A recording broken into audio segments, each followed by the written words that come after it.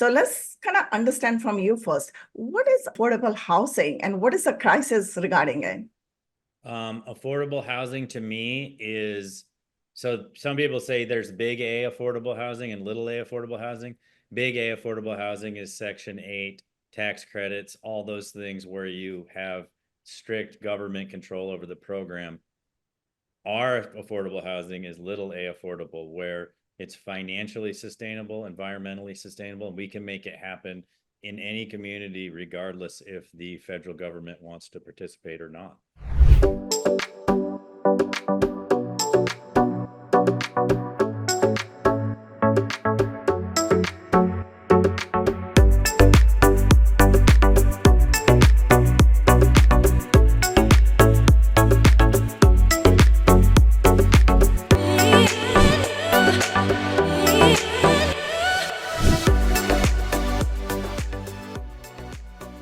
This is the Real Estate Vibe Show, and I'm your host, Vinki Loomba. As a real estate investor and a fund manager, I'm always excited to explore the world of real estate opportunities with you and for you. Today, we have a very special guest, Dustin Hendrickson, and my partner, my newly partner. Welcome, Dustin, to the Real Estate Vibe Show. Thank you for having me, Vinky. I really appreciate it. And I am really thankful that you partnered with us on the Jefferson deal too. I was pretty excited to see that you came through and partnered with us on that deal. Thank you. I'm so looking forward for that deal. It's such an exciting opportunity for all of us and our investors who invested with us. And a little bit about Dustin. Dustin is a founder of Mailbox Money and a seasoned real estate syndicator, specializes in transforming real estate development through strategic land selection and wellness-focused design. With over 20 years of experience, he leads projects from conception to completion, delivering exceptional results for investors and communities alike. Today, we have a very special episode. We'll discuss investing in affordable housing opportunities amidst the crisis. In this episode, we'll explore how the affordable housing crisis presents unique investment opportunities. By investing in affordable housing projects, investors can achieve stable, risk-adjusted returns while addressing a critical social need, more like a social responsibility right there. Innovative solutions such as community land trusts and modular constructions are emerging to tackle this challenge. But our guest, Dustin, will share the strategies he and his team are implementing to capitalize on these opportunities and contribute to the community development. So welcome again, Dustin. So let's kind of understand from you first, what is affordable housing and what is the crisis regarding it? Affordable housing to me is, so some people say there's big A affordable housing and little A affordable housing. Big A affordable housing is Section 8, tax credits, all those things where you have strict government control over the program. Our affordable housing is little A affordable, where it's financially sustainable, environmentally sustainable, and we can make it happen in any community, regardless if the federal government wants to participate or not. Oh, interesting. So what are the primary factors contributing to the current affordable housing shortage? Because I hear all the time, about the shortage. So main thing is wage growth and construction cost growth. So construction costs are skyrocketing. Wage growth is just growing at a standard pace. So the gap is just getting larger and larger all the time. I used to think that affordable housing could only be done in a single family home setting, but I'm realizing that that is actually not even affordable. It's not even attainable anymore. And so a lot of what we do is getting people to understand affordable housing is usually high density housing and apartment style. If you go to any big cities, affordable housing is always in an apartment setting. So just getting the entire nation to understand that it's going to be solved through apartments or through high density for the most part. And how can we do it without getting the government involved? Because Section 8, people don't necessarily want to live in Section 8. That has a bad connotation. If you get a USDA loan, you're locked in for 50 years and the government controls how much you can charge for rent. And what happens is it gets so out of hand because the government doesn't adjust it that people end up making more money and they don't even qualify, but they should qualify because they they don't make enough money to pay market rate, but then they make too much money to get put into the USDA loan program. So there's just, it's the faster things grow, the more inflation, the more problems are caused, because the government has these tight standards and they can't be adjusted fast enough. And then on the other side of it, developers are developing custom homes because those are profitable, and Mhm. large luxury apartments because those were profitable. What we're finding out is the Class A luxury apartments are now becoming not very profitable, and you're even seeing those permits start to decline. So permits across the board and all housing are declining, and that just puts upward pressure on all housing. So you mentioned one thing very good. You said single family homes are not just the affordable, but you can do the multifamily or the multi-unit as well. Right. So tell us the difference between the two. And then in that scenario, just take us through the journey for the past decade, how this market is being evolving, because we wanted to understand how the multifamily fits into this affordable housing structure. Well, mainly the multifamily fits into affordable housing because it's the only thing that's affordable. So when Mm-hmm. you look at a single family home, you've got high taxes, lots of maintenance, you've got lawn care, you've got all the individual systems that break down on a house that need maintenance, that need repair. You have four walls that you have to maintain. You have four walls where your utilities are escaping. Taxes are higher, insurance is high. And so by not having density, it makes it super expensive. And so Mm-hmm. if you think about a starter home now is about 400,000 in most areas, and that's about Mm-hmm. as cheap as it gets. And so when you go to even more populated areas, it gets way more expensive. So a single family home is just not affordable at $400,000 with the rates of insurance, taxes, and the interest rates. You're looking at like a $3,000 a month payment. So Yeah. that's just Mm-hmm. not that affordable. Then so now you look at an apartment, which is half that. That's about $1,500 a month to rent. So a nice 3-bedroom apartment. And so that's the difference, is that a multifamily is actually affordable because it's dense. So there's less utilities, less maintenance, less taxes, less insurance. There's less square footage. You're sharing a bunch of things with other people. You don't have all the exterior walls. So utilities are lower. Just everything about it is more efficient. So you think people are renting more versus buying? That's what the scenario that we're seeing in the It, current market. yeah, it's also cheaper to rent than to buy right now. So there's more of that too. But even when you go rent a single family house versus renting an apartment, so a 3-bedroom single family house versus renting an apartment, that house is probably another third to 50% more expensive than the apartment. Hmm.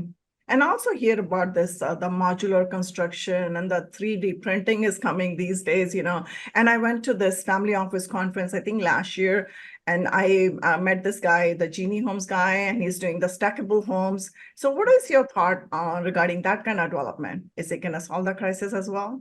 Nope, that will not solve the crisis. It will help the crisis a little bit, and it will help the crisis where labor is highest. So Mm-hmm. when you have extremely high labor, the modular construction can help because you build in a lower cost labor environment, and you ship it into a high cost labor environment. Then you can stack them. It's still not that much cheaper. You have all the same parts. And in fact, a lot of the modular building, you stack a floor on or a ceiling on top of a floor. So now Mm-hmm. you're getting extra material that's not necessary. That pod has to be weatherproofed. So now when you're going down there, now you have a roof on it, and then you're stacking the next pod on top of that roof. So the ceiling and that roofing membrane is all for nothing. It's only to transport the pod. So there are some things, some redundancies, so it's not that efficient. So modular construction is not going to get us out of here. It still costs almost the same to build that pod. We've had a lot of time. The time is it's hard to get the timing down on that stuff. So we found it's cheaper for us. It's less expensive to use semi-modular construction. We don't think the industry is there yet. So we use Mm-hmm. semi-modular. So we have walls show up, we have roofs show up, we have floors show up. So all this stuff shows up, and then we can set it, and it eliminates some timing, so we can build the structure a lot faster. But we've had a lot of people use modular and they said it was more expensive overall in their project. And it was so hard to get codes and to get the inspectors to come in because you bring in a pod that's fully finished, but the inspector now can't inspect certain things. So it adds a bunch of delays. You got to work through all that. And so the timing was the time that they thought they would save. They ended up not saving any of the time. The 3D printing, I can go into that a little bit. So I've Yeah, looked please into all do. this stuff.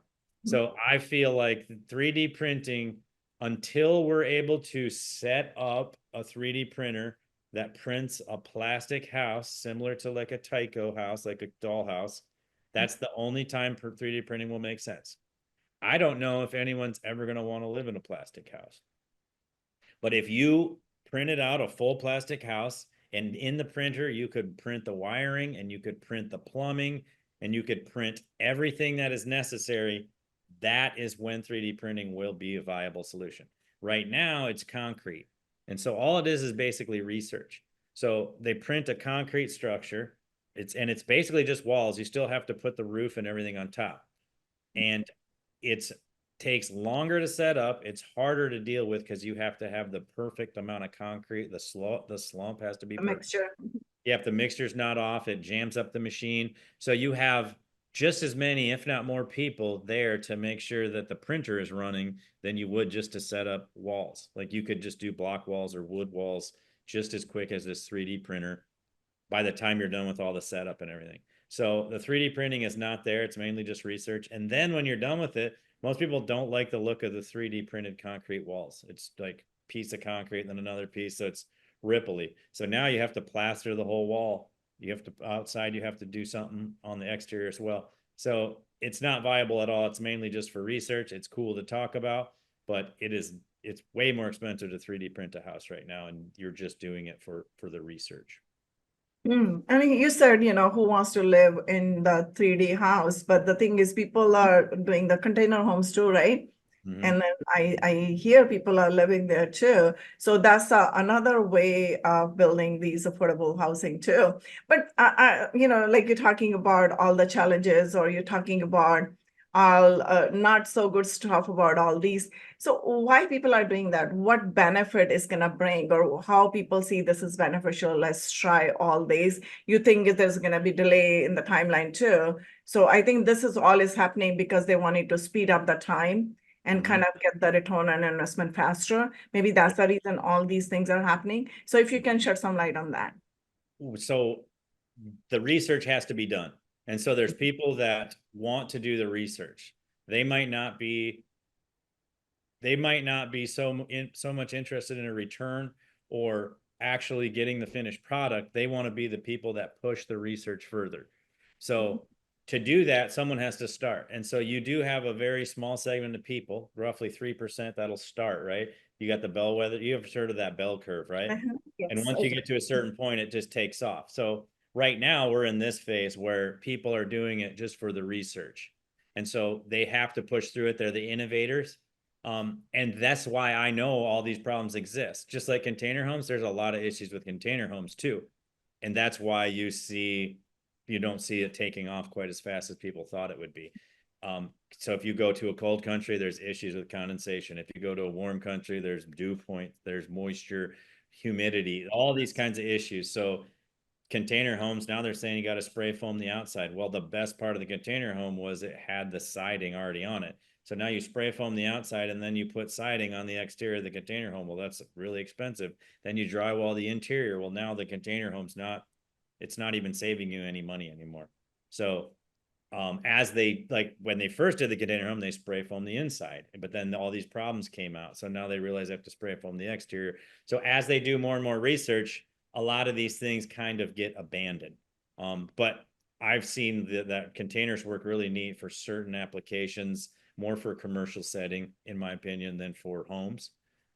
We did look extensively, like we've looked extensively into most of this stuff, except for 3D printed homes, because that's so far away. We didn't really look into it. Just a tiny bit of research I did on it.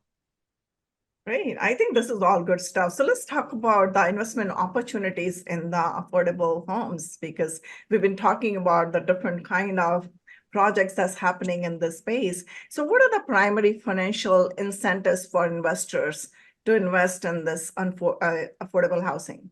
The primary thing is the risk aversion, Mm-hmm, because we are building to $900 to $1,500 a month rents for brand new units. mm-hmm, That's the main thing, is that you avert almost all risk because you're casting such a wide net. Almost mm-hmm, anyone can live in these units. Almost anyone can afford to live in these units. People that are living in something not quite as nice, they want to strive to live in here.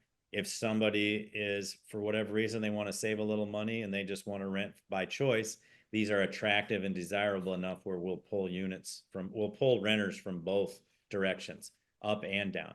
And we're competing with units that are either way nicer than us and way more expensive, or we're competing with units that are workforce housing, that are bare bones, that are a little bit more square footage, but give you none of the frills, none of the amenities. These are Instagrammable, so the younger generation loves to live in them because now they can take their selfies wherever they're at.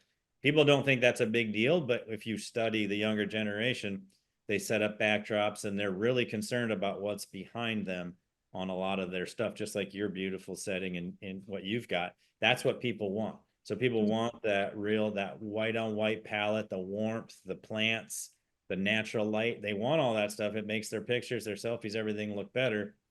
And the only sacrifice they're giving up is a tiny bit of square footage.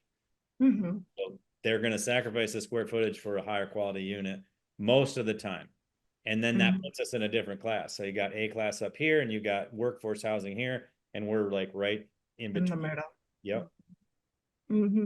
So when you say this term affordable housing, so people think about, okay, something that's affordable, which is like maybe 30% EMI, or is there any EMI restrictions? EMI means the average median income restrictions to rent these homes. There is not. But if we go into an area and we want to apply for certain local incentives, we can. So these Mm-hmm. will qualify for whatever we want to qualify. We are not partnering with Section 8. We're not partnering with the USDA. We don't do federal government incentives. We do Mm-hmm. the local incentives. And if somebody does want to bring this project to an area and they want to go through all the tax credit stuff and take the couple of years it takes to get through it, it will qualify. So that's the beauty of these. They're financially sustainable, environmentally sustainable, and they do qualify for all the programs, but it is not necessary. So if you want to speed the process up and get this thing in the ground and done, these can be from the time you start construction to the time you're renting in the first unit, 9 months. So it's extremely quick to get renters in. So if you need housing in your community right away, this is a model that works really well. And they're attractive to economic development corps. So we find that some of the red tape gets cut for us because there might be land available for us. There's certain the people on the board push it through faster. So it's a really attractive model. It's a boutique model. It's only 3 stories, so it Mm-hmm. doesn't overwhelm the rest of the neighborhood. It fits in with any type of industrial. It fits in with any type of commercial, any type of single family. So these are very we can put these anywhere in the neighborhoods. Interesting. So you were talking about the tax credit. So I'm going to ask you about that. So let's talk about the tax credit. Can you explain? You said will qualify for maybe the low income housing, or you can do the tax abatement as well, but you're not applying for any of these. But they can be part of any of these programs. Yeah. So if you choose to. So, but if you don't choose to, so how would the tax, or what are the tax implications? How the Oh, tax structure look like for these homes? Are there well, any for investing? there are tax credits that we always apply for, but this is on the back end. These are Mhm, not, we don't apply for this prior to getting the project started. So we do qualify for the 45L tax credits.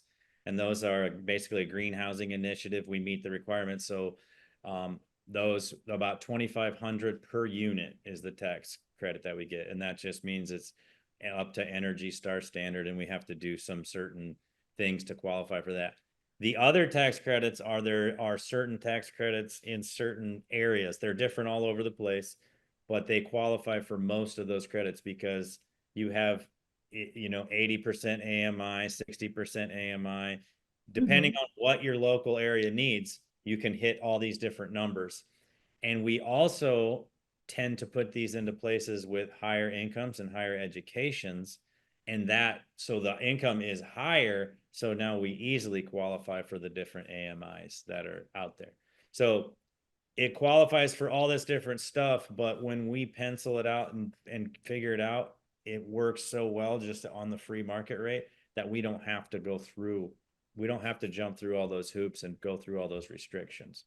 So we just, whatever's the lowest hanging fruit, that's what we go and we qualify for. Now, sometimes it makes sense to go through all the tax credits, but most of the time for us, it doesn't. Hmm. Interesting. So let's talk about it. How do this affordable housing investments compare to our traditional real estate investments, in terms of risk and return? Because seems like you do get some tax credits as well, and the tax structure is a little bit different as well, which is going to lower the burden overall. Mm-hmm. Yeah. So like if we come in and this community really wants housing, they'll give us a TIF. Well, that helps us with the infrastructure. So instead of a 20% IRR, we go to a 25 to a 26% IRR. And so one example is we are doing a housing in Yankton, South Dakota, and they offered us a 20-year TIF on all of our property taxes. So we get our property taxes back for the first 20 years. And Mhm. so that's like 1 month, an additional month of rent that goes back into the project. So that lowers the risk or increases the reward or both. So we have to be at a certain point with our rents to receive that, which is pretty easy because that's about our market rate anyways. So at our market rate, it qualifies for that program. We put the housing in. Now, if we for whatever reason the market softens up, we can still afford to drop our rates because that whole cost has been eliminated for property taxes for 20 years. If the market's fantastic, well, then that just improves your return. So it lowers the risk profile and improves the return by, partnering with the community that needs this housing. And that's the beauty of the affordable. It's that affordable housing is such a crisis in almost every community that it's easier to pass. It's so that you fast track the housing, and then it's an impact investment. So not only are you making good returns, but you're also improving the community. And then you just get looked at a little bit different. When we're developing affordable housing, it's so much easier to deal with the government versus when we're developing standard market rate housing I because they like don't that. think you're a greedy developer, right? Yeah, I really like that social responsibility and the impact, But you use the term TIF, right? Can you tell us what exactly that means? Tax increment financing. So there's that, or there's a TID. A TID is tax increment district. And so that's where the government says, we will give you all this money back if you put that in. So the easiest thing they can do is give you the property taxes back because they weren't going to get them anyways if you didn't build it. So Mhm. places that have abundance of multifamily housing, they don't offer that. But if that's their biggest need is housing and it's specifically affordable, well, they just give you those taxes back. Wow, interesting. I like that. You're so knowledgeable. So tell me a little bit about yourself. How did you get started in this space? Well, my mother 20 years ago, or a little over 20 years ago, decided that she wanted to own some property, and she knew that I wanted to own some property too. I didn't have any credit, and my income was fairly low. I was about 25. And so Mhm. I was like, yeah, I'll do all the work. I'll partner with you. And so we built our first duplex. And the Mhm. first thing we did was we developed a duplex, and we had to do everything at least twice because we would do it and then we would have to kind of tear it apart and redo it again. So we did it. We made a lot of mistakes on our first project. We learned a lot. We asked a lot of people for help. I owned a roofing company, so it was easy for me to reach out to people. I had all these contacts, and my Okay. mom had a good credit score, and she had established income. She had some savings, and she's a CPA, so she could do all the financials. She liked the asset management side. And so we built the first duplex. I lived in one half, and I lived in one half and paid very little rent. And the neighbor that we've got a group of students in. that were all doctors. They were doctors' daughters. So it was a really good first rental experience. They lived there for like 4 years, but I realized right away they were paying almost the entire mortgage, and I only had to pay a tiny bit for my Uh, side. And I had a brand new house, brand nice neighborhood, and so we're like, wow, this is great. And then we just kept going from there. So that was over 20 years ago. But yeah, my mother is the one that got me into it.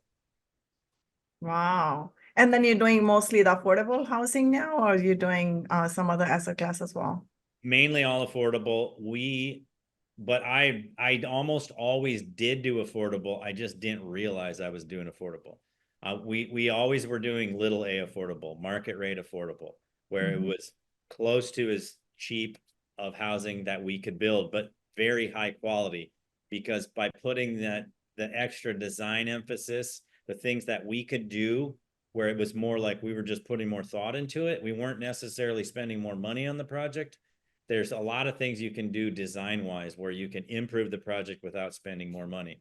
Color palette is one of those things. If you do an exceptional color palette or you design the flow of the unit better, you can get away with less square footage and a better feel, and you can get more rents for a smaller unit. And that's kind of how we did it. It was all based on efficiency, but we were just forced to do it because we didn't really have a bunch of cash we could put into the units at that time. And so we just, one thing led to another, and we kept building bigger and bigger and more. We scaled, and we learned a bunch of things on the way. I didn't have investors for the first 15 years, so I learned almost everything with my own money. And so those lessons are kind of ingrained in me now. And so we were able not to lose any investors' money along the way because we lost all our own money at first. Yeah, I mean, that's a good learning lesson, actually, because that gave you confidence too, because it's your own money, then you're playing with it, and then versus bringing other people on board. So, can you share with us one experience of your project, from conception to completion? And like you said, you learned a lot of lessons, any lesson learned, and then you use it that you're using now. Or maybe you can talk about the current project that we are on, because the first phase is already done. That's a super cool project. We can talk about that as well. Yeah. Um, that project, what did we learn on that project? Okay, so one thing that we learned on that project that we aren't necessarily implementing into that project itself, but we're implementing going forward on another project, is the price sensitivity of consumers now is higher than I've ever seen it in my entire career. So Mhm. feedback we're getting on the Jefferson is that 2 bedrooms, 2 baths. People don't even necessarily want a 2 bedroom because they don't want roommates, and Mhm. they don't need the second bedroom, and they know that even if we give them concessions, the rents are going to go up, so they'd rather get the 1 bedroom. So what this brought us to is like, oh, okay, well, the 2 bedroom 1 bath is popular, and the 1 bedroom 1 bath's popular. The 2 bedroom 2 bath, which has historically been the most popular, is now too expensive. So we're Mm. going to do a whole model where we strip out all the second bathrooms. So we're going to a model that has only 2 bedrooms, 1 bath. We're going to save maybe 5K per unit, and that doesn't affect the appraisal, because in multifamily, most of your appraisal comes from bedroom count, unit count, and square footage. So, and then rent roll, obviously. And so what we're finding is that second bathroom's not bringing us as much rent as the cost. So that's one of the lessons that we're learning, is that on our next phase, we're going to eliminate the second bathroom and see what that brings us. I mean, that's just one lesson out of many that we've learned. Yeah, but didn't we used to have that like 35 years ago? Because I have seen that 30, 35 years ago, we used to have more bedrooms, less bathrooms. And then Yeah. after a while, it was like more focus on, more bathrooms, more suites, kind of in the single family homes. I'm talking about that too. And then I have seen homes like 30 years back, we used to have single family ourselves too, the rental few of them. So we used to have like 3 bedrooms and 1 bathroom, and Mhm. people are going back to same model. So what do you see? What is the mind shift there? Is this like something change in the newer generation? Is this like more like their experiential generation? They're not worried about all these too much space or too much bells and whistles? Your thoughts? I think everyone's going to be forced to. So Mhm. same thing that happened in the late 70s, early 80s. So you nailed it with that, actually, because our model is the most similar to the apartments that were built at that time. Mhm. And so what we're finding is that those houses and those apartments that were built back then are still very desirable and easy to rent. Why? Because they're the lowest price. Mhm. So it's the lowest price, the lowest maintenance, the lowest overall cost. And no matter how expensive the market continues to get, there's always people down at the bottom that are going to rent that stuff or buy that stuff. And so even if people would prefer the the second bathroom, they just can't afford it. So they're going to get the most that they can afford. And so that model still works really well. Those 3-bedroom, 1-bath houses, when you see them, they're usually in really nice neighborhoods and Mhm. they are still commanding a lot of money. Not as much as the 2-bedroom, 2-bath, but or the not as much as when you have the second bath, it's a little bit less, but they're still selling, they're still renting, they have no issues. So I think that people are just forced into it. And I think it's a very similar situation. Inflation is going crazy. It's going to take a while for the wages to catch back up. Maybe they don't. But what I do know is that stuff is still always occupied. So as much as we can go downward, the more available renters we actually have. And so that's what it's not necessarily a race to the bottom, but anything we can do to put downward pressure on our pricing, we know that we will have a bigger tenant pool. Interesting. So let me ask you a question about the risk as well. So what are the common challenges investor face in the affordable housing market from your experience? Any risk and how would you mitigate that risk? I mean, the risk is that in my opinion, the risk is never on necessarily the construction, because we've done construction for 20 years. We always get the construction done. A lot of times when the construction risk happens is when you've got a bunch of people that are new to development, old rich guys, and they come in and they want to build this fancy building. They've never built it before, and then it goes way over budget. Like, you can still get the project completed, but the economics don't make any sense anymore. So in my opinion, the biggest risk is we know what we're doing. We do it over and over and over, is that will the rental incomes come back and push everything up, and will the interest rates, go down, or is there a massive spike in construction costs like there was in 2020? I'm Mhm. not really seeing that, because you can just look at the data. There's not that many building permits, and if you follow the data, you can kind of see, okay, there's going to be a huge spike coming.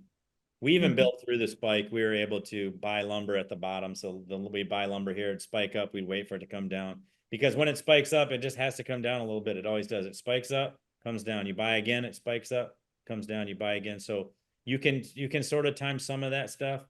But I would say that's the biggest risk is, are the rents going to continue to go up? And will the interest rates come down? And so as the rents go up and the interest rates come down, the investor makes a better return. And the cost of the project itself, and plus your model is a repeatable model. So would make sense, if you're stacking a lot of supplies like lumber and other stuff too, and buying at the cheaper rate, that will bring the cost down to at some point. So in your crystal ball, what do you see? What are the emerging trends that are shaping the future of the affordable housing? There's some tech that's coming into it for sure. Um, Mhm. I'm not sure how AI affects it.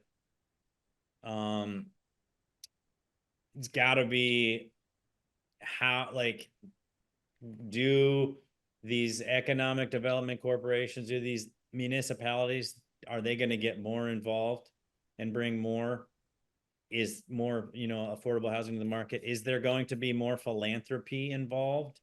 Um, are they going to relax the zoning? Those are the questions I always ask. Because but you're never going to build the affordable housing in where the land's the most expensive. So you're always going to be pushed out a little bit, but is it going to be close enough where it's an easy commute to get in? Um, those are some questions I always ask. Those are, to me, what's going to impact it. Zoning will impact it the most, though. Will they Mhm. relax zoning? to allow Mhm. more of these units to come in. So we just have to wait and watch. So share one golden nugget with my audience. It's not like you didn't share enough, but we'll like one more golden nugget from you. One golden nugget. Okay. If you want to increase your salary, don't give more money. Give more money or time. So a lot of people say whatever you, so if your salary is 100,000, you should give 10,000. I say, well, if your salary is 100,000 and you only give 10,000, that means next year you're going to make 100,000. If your salary is 100,000, give 20,000 and next year you'll make 200,000.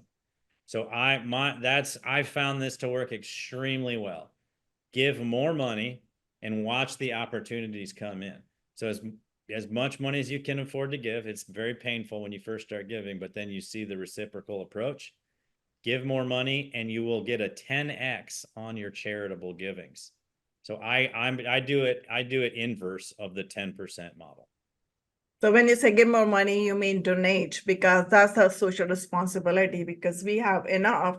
It's always good idea to share with others who need it because like you said, when you donate or when you give money in your words, you get tenfold back. It's not like one-to-one relation right there. So this brings us to our vibe rapid fire round. I'm going to ask you 5 questions. You're going to answer it in one word or one sentence only. Are you ready? Yes. All right.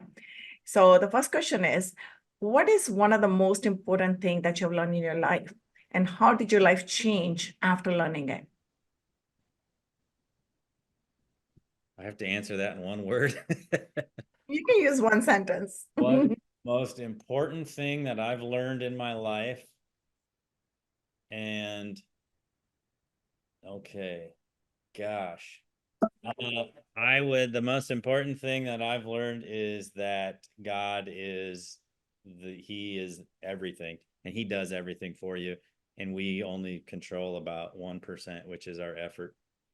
God does the rest. So I agree that 100%. It's just like things happen and our reaction is the one that dictates the outcome, basically.